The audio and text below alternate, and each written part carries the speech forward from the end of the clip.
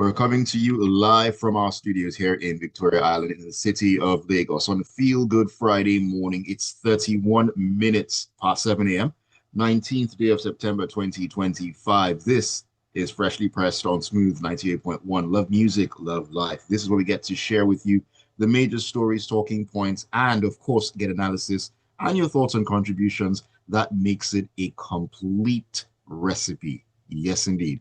My name is Ayokunmi. I'm great to be with you for the final time on Freshly Pressed for this week. It's been an amazing week so far, Monday through Thursday. And boom, Friday is here again. And trust me when I say the fireworks are going to be all over the place like the 4th of July in the US. Yes, indeed.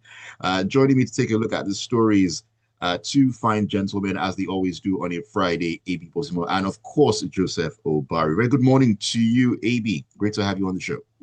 Good morning, Ayo. Good morning, Joseph. And good morning to all of the wonderful listeners out there. Despite the gray skies, we've got to keep it sunny.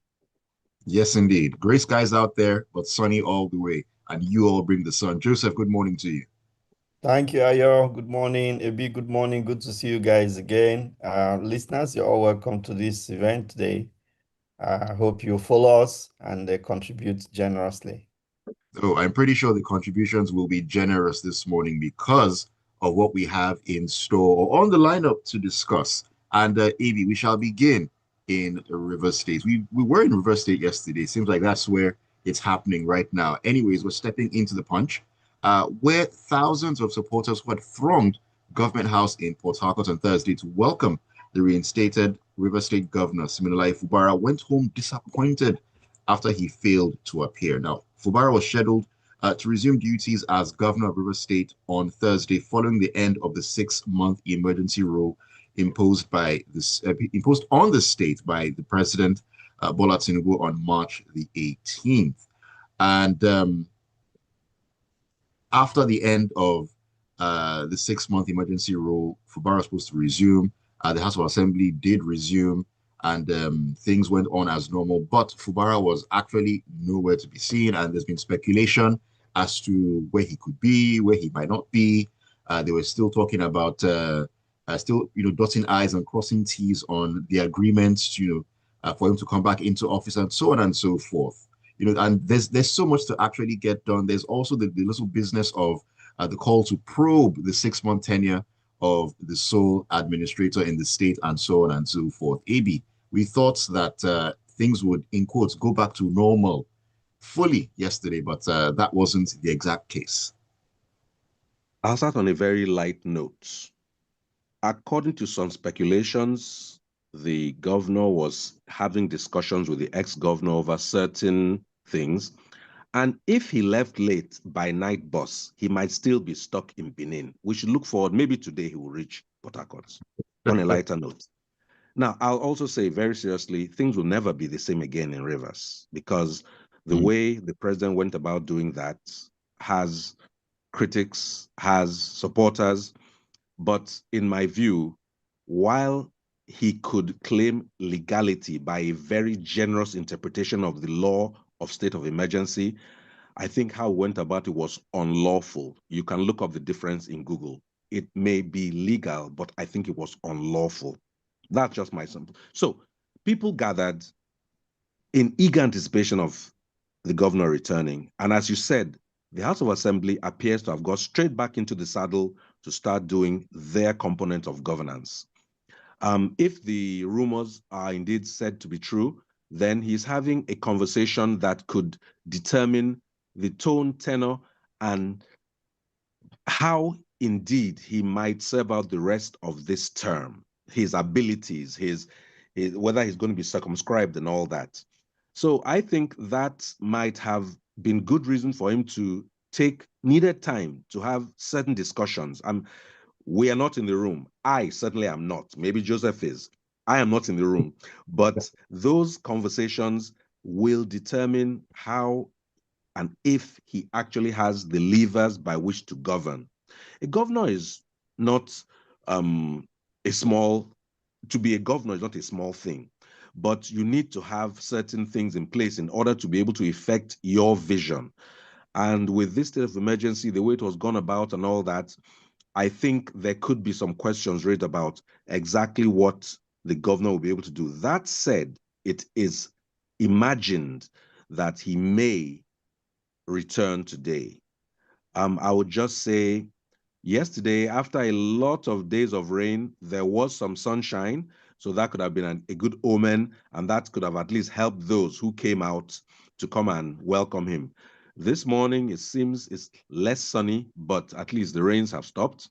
Let's hope that today the news cameras will go to Government House, and indeed he'll be seen, resuming his activities. River State has suffered a lot. Let's be clear.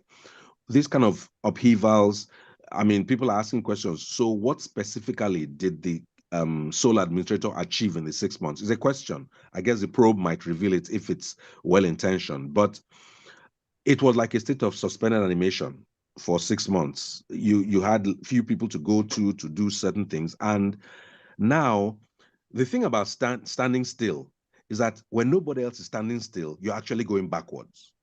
So the first effort now will be to try and actually come back on par with contemporary states before you even talk of trying to be more competitive. So I think it's a net loss for all parties involved, including the quote-unquote godfather. In the time when the 6 months were, he had no say in the matter. So let's just look forward to a resumption of duty from, say, today at some point, and let's look forward to understanding that puts the people of River State and their needs front and center. Because, as I said, we're not in the room. And I sadly suspect that we, the people, are not on the agenda of a lot of these conversations and meetings. But I may be wrong. I'm not in the room. I think that was an interregnum that was regrettable, unnecessary, and unlawful. Let's see what happens today in terms of his return. Beyond that, we'll look at how governance proceeds in River State as it scramble to catch up with lost time. Right. Joseph, looking at everything AB has said and looking at everything right now in River State, just very quickly, do you think, I know you don't have a crystal ball or anything like that, but do you think we've heard the last of all this drama out there in River State? Well, it's difficult to say, when the governor who is at the center of all of this emerges, and then his language, his tone will tell us whether there is some compromise and all that. But I'm concerned that the House of Assembly met yesterday, and of all things, they were asking the governor to represent a budget for the remaining part of the year. For goodness sake, we had the National Assembly make an appropriation act that budgeted 1.4 trillion naira for River State within 6 months. In less than 6 months, actually, that budget is supposed to operate with under 6 months. So I cannot believe that the members of the House of Assembly of River State believe that 1.4 trillion naira has been spent by the sole administrator and there is no money left in the coffers of the state. So you cannot legislate an act of the National Assembly. The House of Assembly cannot legislate an act of the National Assembly. So that call, for me, it raises a lot of concern, and it tells me that either the members of House Assembly don't know what they are saying, because you cannot say, on the other hand, you want to probe what's happened. You have not probed. You've not seen whether there is money. And you're as legislators, you're not in a position to know what's in the coffer of the state. It is when Fubara comes and he looks into the coffer of the state and says, I have no money to run this state. Then you will now begin to talk about budget. But placing this first, and we know all the dramas that occurred between them, the governor and the National House Assembly over presentation of budget, not this. So if it is not just grandstanding, I don't think there is need for that kind of comments now. They should have just said their legislative agenda, wait for the governor to come in, and then they can now proceed from there and decide. Of course, there's going to say appointment of governors, of commissioners. They should present the Commissioners. list of nominees. Yeah, so there is enough. You don't issue ultimatum. That's my concern, and that tone gives me a lot of concern as to their compromise in all of Disposition. their disposition Right, right, right. amicable settlement of this. Hmm. What do you think about all this listening to us right now? If you have a crystal, anyone who has a crystal ball out there, please just see into it and give us some sort of, I don't know, prediction as to where all this is going to out there in River State. Do that on WhatsApp. Send those messages in 0911-999-0981. Also join us on YouTube and leave your comments there at Smooth 981 FM Lagos. Smooth 981 FM Lagos. That is how you can be part of the show. All right, Joseph, let's step into where we're stepping into right now. Just a moment, let me confirm and be 100% sure. Yes, we are going to the Vanguard. Yes, that's what we're heading to. This is a matter of security. Now, it says again, the National Economic Council, the NEC, at its 152nd meeting, declined deliberations on the pending issue of state police to curb insecurity across the country. It, however, endorsed solar-powered irrigation pumps produced by the National Agency for Science and Engineering Infrastructure, NASENI, for national rollout ahead of the 2025 dry season farming. Now, if we recall, very recently, President Tinubu, backed the establishment of state police, and it attracted accolades for him from different segments of the country. And I remember we talked about that particular issue. It's easy to talk a big game, but to actually get out there on the pitch and put everything into play. Now, this is a very important issue. Looking at the security situation in the country, we've talked about this severally in different parts of the country. And just to add to this, in Kwara State, due to matters of insecurity there, the government has temporarily relocated the NYSC orientation camp just because of security fears. So why is this not being taken seriously? It wasn't even on the agenda to discuss. Yeah, I mean, it's hypocritical for you to talk about food security when you're not addressing the overall security of the country. Now, we have situations where farmers are being chased out of farms by terrorists. They are being made to pay money to terrorist organizations in order to be able to farm and so on. And you don't think that state police is critical to addressing that very particular challenge that the country is facing. So it's hypocritical. And sometimes when you see this kind of behavior, then the body language tells you, so you can say something, oh, we are interested in spirit police, but your body language is telling a different story. So the question is, what do these people really want? What do they want for this nation? What do they want us to do? Because you cannot say that you are concerned about security, solving security and all the insecurity in the country. Then, on the one hand, the one major tool that will help you to improve security overall in the country, because if you now approve state police, then the 36 states and FCT will have their own police units that will now boast. Of course, you're going to employ more people, you're going to train them and all that. That will change. Even in terms of employment, it's going to be an impact. But here you are, you keep behaving like ostrich, burying your head in the sand, and your rump is outside. So it's very, very funny when you say, oh, you're interested in your solar pump for irrigation. And what irrigation are you going to do if you cannot get to your farm? And it's just illogical, because if you have not addressed the overall security concern of farmers, how are they going to farm? It is not just, it's all over. People are attacking farmers in every farm. It's happening in Delta, the other day in Rivers and all that. It's everywhere. The next local government to mine, people were running because headers had entered the farm and attacked people. So if you cannot address these issues, how then do you ensure food security? It's bewildering, because how do you achieve it? How? So some people will get money. Yeah, of course, once it's a project now. This is a project, solar farm, irrigation, blah, blah, blah. Some people will make money out of it.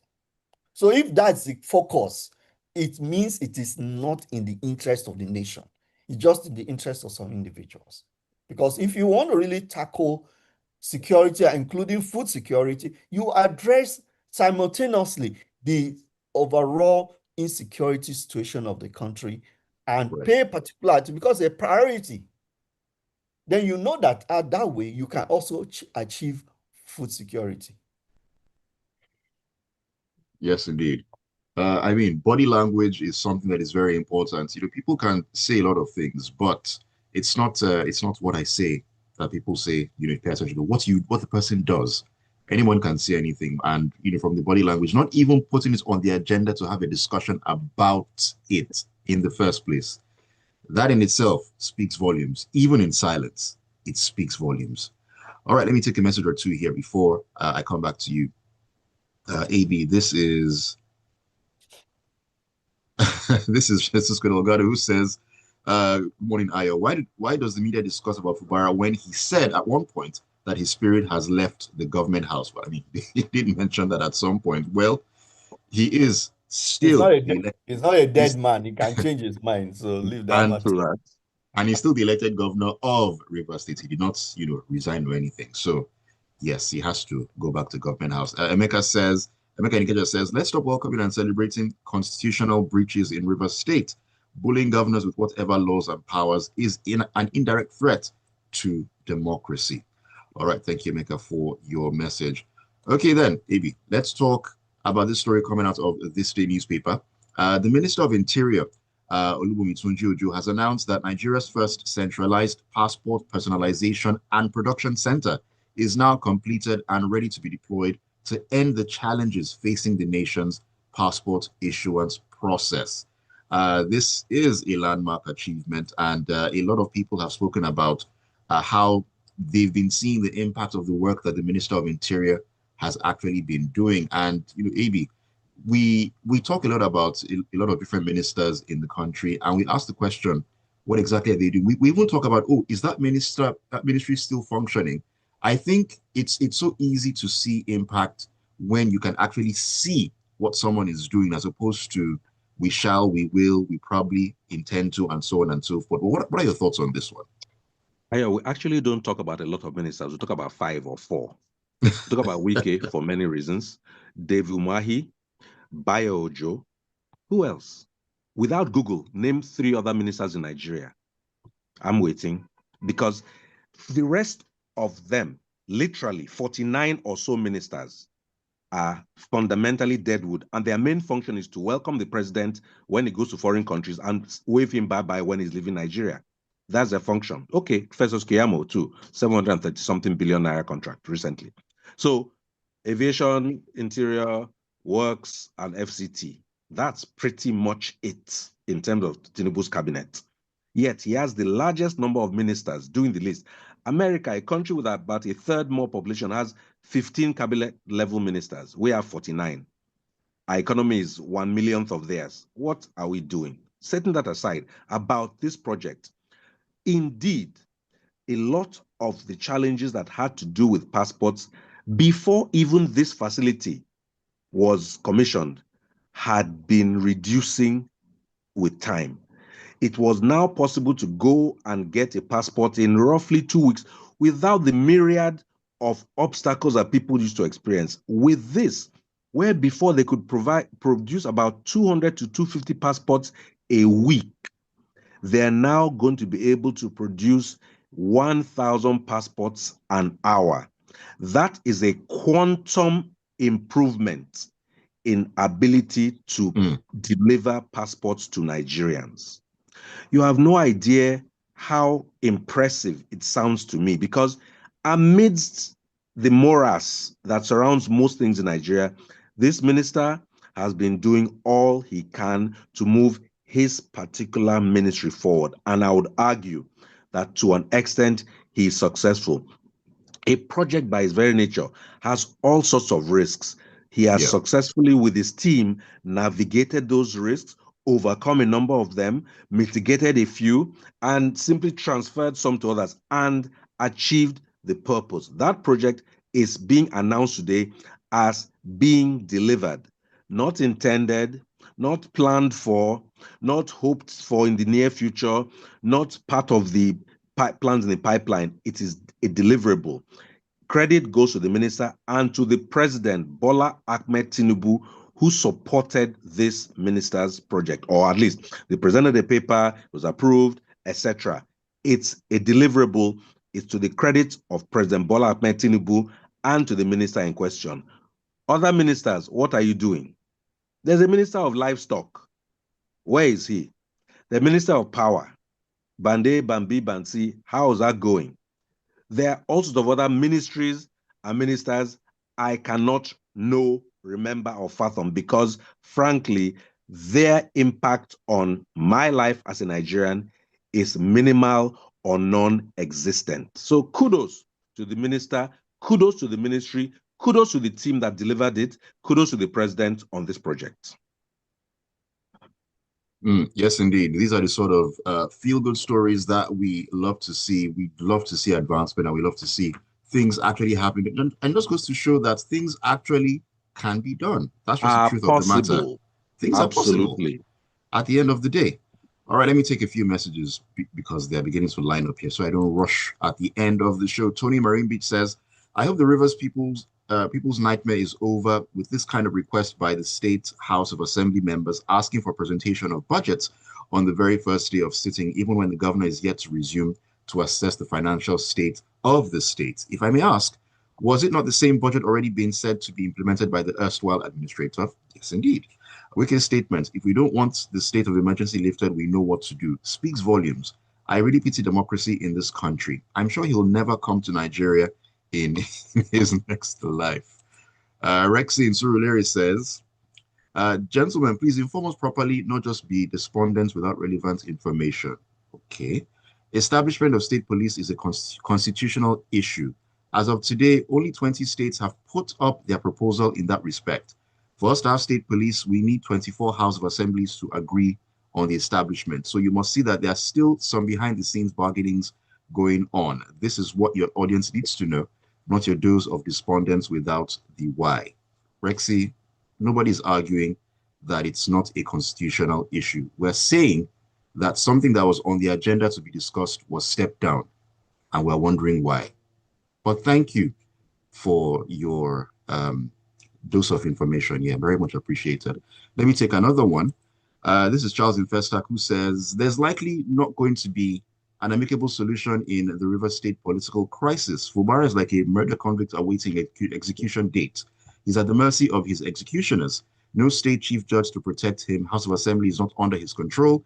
Chief of staff was appointed by his arch enemy. Local government chairman aren't loyal to him. Once they make up their minds, they'll impeach him overnight. Fubara made the wrong choice even before now." Well, we shall see how all this drama actually plays out. All right, Joseph, let's talk about this from The Guardian, where the federal government has reaffirmed its commitment to positioning Nigeria as a digitally empowered nation, setting an ambitious target of achieving 95% digital literacy by 2030. Lofty aspiration. Can we pull this off in the next 5 years? If we have light.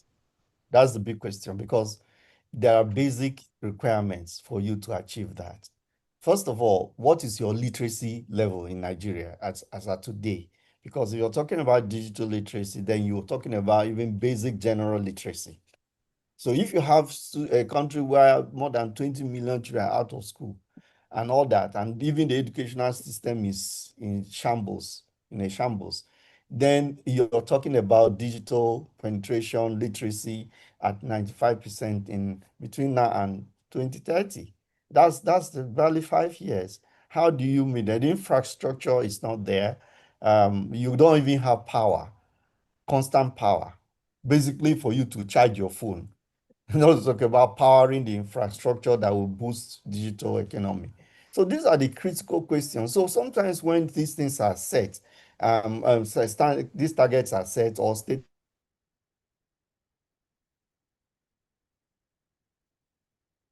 and say, oh yeah, we've already said we are going to do this, or they really understand the implication of what they are saying. Well, they go in tandem. You cannot say in tandem that you cannot say that you're going to achieve digital literacy when your overall literacy as a country is low. and it's not moving forward. Schools are being shut and all that. And people in the rural area don't have electricity. Even in the cities, they don't have regular electricity. Yeah, so you don't set these ambitious goals that are not matching with the reality on ground. So it's a beautiful thing to say. Yeah, okay, they have come up with a whole lot of programs. They are involving the NYSC. They are targeting young people who are already educated and so on. Fine, but don't tell us that you're going to achieve 95% digital literacy in 5 years in this current Nigeria, where, as one comedian joked, the power minister was caught with six power banks and all that. Contraband. Well, So you don't have all that it takes to deliver on this. And actually I can challenge these people and say, look, you cannot achieve 95% literacy, digital literacy in 5 years in the current situation in Nigeria because it's unrealistic. It's unachievable until you address those other needs, all those things that are necessary to achieving that. But that doesn't mean we cannot invest in our young people the way we are doing because Nigerians are making great impact in digital economy. yes, indeed. Yeah, a lot of achievements and so you can imagine what will happen if the right environment is created. I think that's where we should be focusing. How can we make the environment more conducive for people, young people, to be able to excel, to show the skills they've got? You go to a place like Aba, what they do with phones, for example, you will amaze you. And that's because some individuals came together and simply just built a place that is constantly powered. It's constantly powered. It has electricity. So every person who works in that, who has a business in that place, contributes a percentage of his income to pay the owners of that setup. And it has revolutionized the phone industry and repairs and accessories and all that in Aba alone. So you can imagine what that will make difference that makes. They just made sure that there was constant power. Every you come, you pay, you get a stall, and you operate and you pay money to them. So the environment matters a lot, so Right. much. And one of the most critical elements for digital economy is constant electricity, which we are lacking seriously. Quick one. When you think of digital, you think of the companies like those high-tech companies, the FANGs, Facebook, Apple, Google. Their petty cash drawers contain more money than the Nigerian budget. They don't have not a barrel, but a cup of oil. Nigeria's wealth is actually 2 meters above the ground in our heads and not 2,000 meters below the ground in our oil. So it is a noble aspiration. But like Joseph has said, you have to create the building blocks that will allow you build this digital outreach properly. So good, like somebody said, we will put a man on the moon. At that time, they didn't know the math, they didn't know about gravity, they didn't know about propulsion, but they began to do it. And eventually, the US put a man on the moon. So we want to have this digital economy. Please, let's break it down step by step as a project and if we even get 50% digital economy, we're certainly further than where we are right now. 95 is a good target, but let's get to work. That is so much employment, so much involvement, so much training, so much aspiration. It can become part of a national goal. All right. Let me see here. Messages. This is Peter on YouTube who says, celebrating Tunji Ojo because of this project. How many Nigerians can afford a passport under this administration? Should we not point out the positive strides that are being made anymore? Or I don't at this point I don't even know really. Really Don't Yeah, and worry. truly. because those who need these documents will do whatever it takes for them to get it because it's important. Yeah, we agree that the cost is exorbitant now with the new pricing, but so many other Nigerians who can afford it, should be able to have it conveniently. Right now, it is not convenient. And I think that's what this is trying to address. Maybe over time, when more Nigerians are investing in or coming for it, then maybe that will even affect the price, and the government can intervene and review the price downward or something. So people have to show interest and be able to get it. If people are discouraged because of the structure now, then most people will not even go for it. I think the point of his message is that nothing good should be acknowledged or observed, because I don't know why not. I am the first to point out flaws, and I will be the first to point out positives. That's how I roll. All right, Shola says, didn't the PDP governor sue on the legality of the emergency rule? Why has the Supreme Court refused to hear it? This is why a lot of people are saying the judiciary is failing the nation.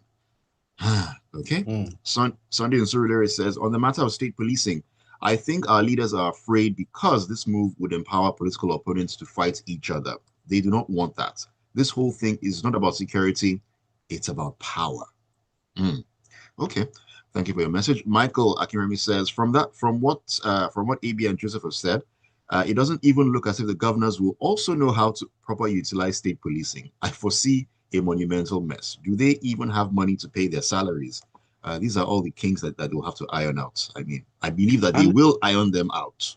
It's a matter of priorities. If you do want to keep your people safe, you will direct money there in budgets and cut it from some other things. Hopefully not social services, but from excess that is associated with our ruling class. 15 vehicle convoys. Yeah, we keep claiming that Nigeria doesn't have money. Politicians We have always money. We just that. spend But it the in the truth is wrong that way. we have money. The money is not directed in the right places. That's all. All right. Joseph Maye says, let me see here. It's unfortunate and extremely painful. An elected governor can be remotely controlled, and an ex-governor / minister, or do you mean by an, I'm guessing. Yeah. My opinion is that Fubara should just resign because the odds are against him. The State House of Assembly, LG chairman, and even incoming commissioners belong to the puppet master who is somewhere in Abuja. Also, Minister Wike should please be careful and cautioned as Nigerians are going through a lot because an alleged statement that, and I'm quoting it, that Showore is lucky that the president is respecting freedom of speech, meaning otherwise consequences could have befallen him. May God help us. Ajayi Oloniluwa and Jerry Sherry says, I wonder why the NEC that comprises the 36 state governors are still shying away from this compelling issue of state police. These same governors are the ones crying every day of insecurity in their states, and the only answer to the problem is being left unattended to. States and local governments are the hallmark of the federal system everywhere in the world. Chidozie says, this minister's so-called achievements are lopsided. It's giving Nepo babies vibes. What's there for the inmates at the correctional centers? How are the state of these facilities? He then says, digital economy or digital literacy with no lights? Question mark, question mark, question mark. Kelvin says, Minister of Power Bank. You all are just something else. This is Leko in Lagos, who says, in the absence of the rule of law, impunity will be the order of the day. Look at what transpired in Rivers from the state of emergency to the elections conducted by the sole administrator. So they intentionally pulled the rug off from under Fubara. Unfortunately, I want to ask, is this democratic? Under this government that entered, said I entered through the back door. Which back door? We went to the polls, we voted, and INEC gave the results now. Wait, where's the back door there? Lekon, please, let's be careful. Gilbert Musa in Festac says, on digital expansion, Mr. Joseph said it all. How can you expand when the legacy infrastructure like power is absent? Also, the ones who have been digitally enhanced, are they currently gainfully employed? And this is Victor, who says, Tunji Ojo is a minister that does and talks while other ministers are talk and no do. And regional police is better than state police. You know, we can go back and forth, but we need to wrap it up this morning. Thank you all so much for all the messages. It's been quite the pleasure having you. And thank you so very much to you, AB, and to you, Joseph, for making it a great Friday. AB, take us home. Thank you. It's been a pleasure to have a couple of stories to celebrate today, despite some naysayers. And I think the balance has to always be there. We will criticize when we need to, and we will commend when we observe developments. Everyone, no matter what the weather is where you are, carry the sun and hope within. Let's have a wonderful weekend and look forward to a great week ahead. All right, Joseph. Oh, thanks so much, gentlemen. Thanks, listeners, and your contribution, robust contributions. Please have a very safe weekend and enjoy yourselves. Thanks so much. All right, thanks so much once again, and thank you all for being a part of the show, making it absolutely stupendous one, if I can put it that way. Keep it tuned to the Smooth Breakfast, 8:15. The locker room will be on sports and everything in between.